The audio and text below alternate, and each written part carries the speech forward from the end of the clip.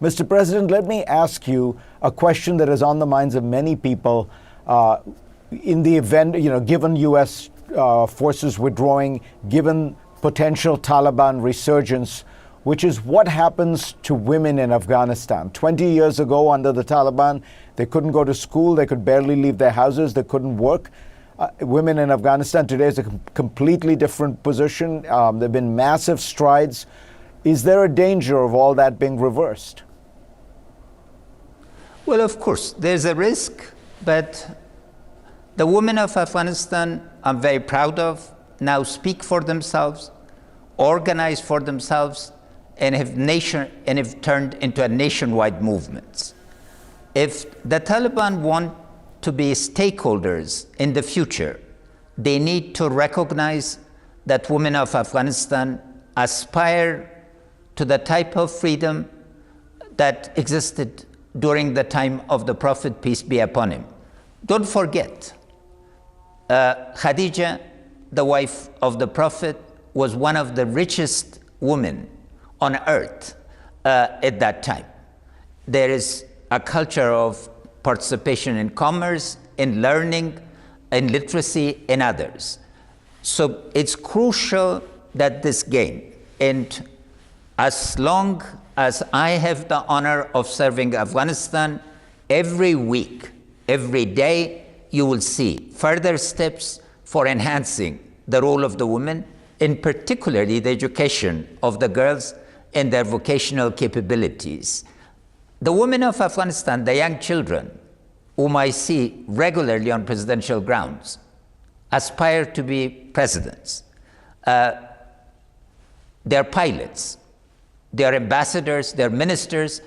The horizon is open to them.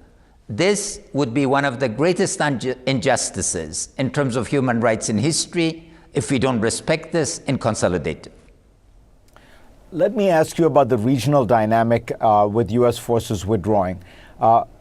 Reports suggest that Pakistan has never really stopped supporting the Taliban, that the Taliban, in fact, during the negotiations in Doha, the Taliban representatives flew back and forth to Doha directly from Pakistan, not even bothering to pretend that they were as they used to do in the past.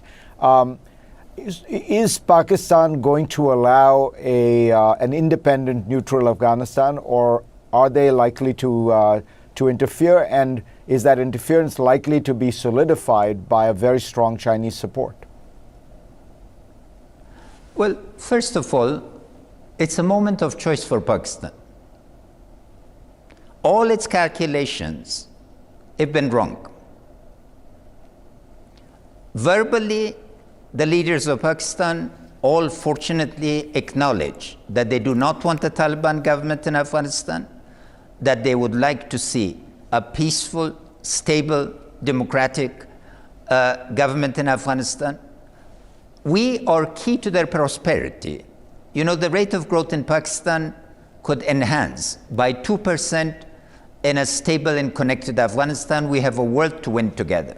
So there are two options: win, win, win. Connect to Central Asia through us,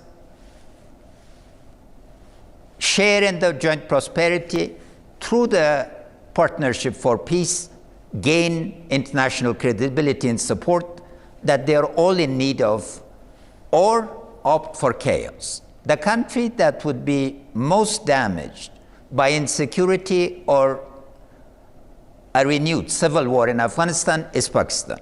And in that case, it'd be a lose-lose-lose proposition. It seems to me clear that Pakistan has chosen to ally with China in the emerging bipolar order. Has China decided that it will support Pakistan unyieldingly? Would China support a Taliban offensive of the kind you just described? No. China is going to have estimated over 16% rate of growth. China, I believe, is not an interventionist power. It does not want to get engaged with military or proxy wars. And Pakistan, in terms of its foreign policy, obviously is hedging between China and other countries. because its reliance on the rest of the region is quite significant. Pakistan can become an anchor of regional stability if it opts for peace in regional cooperation. The discourse of Pakistan has changed. There was a security conference in Islamabad where the talk is really significantly about harmony and cooperation. To expect that China, after the great COVID reset and the significant adverse impact, will get involved in regional conflicts directly, I think is remote. Furthermore, we have a lot of positive relationship with China, and the growth of China now is going to be the factor, as is growth of India, for regional prosperity. All of us, I think, are strong stakeholders not to get involved. And for Afghanistan, we do not want a replacement in terms of seeking to replace the United States and NATO with some form of patronage.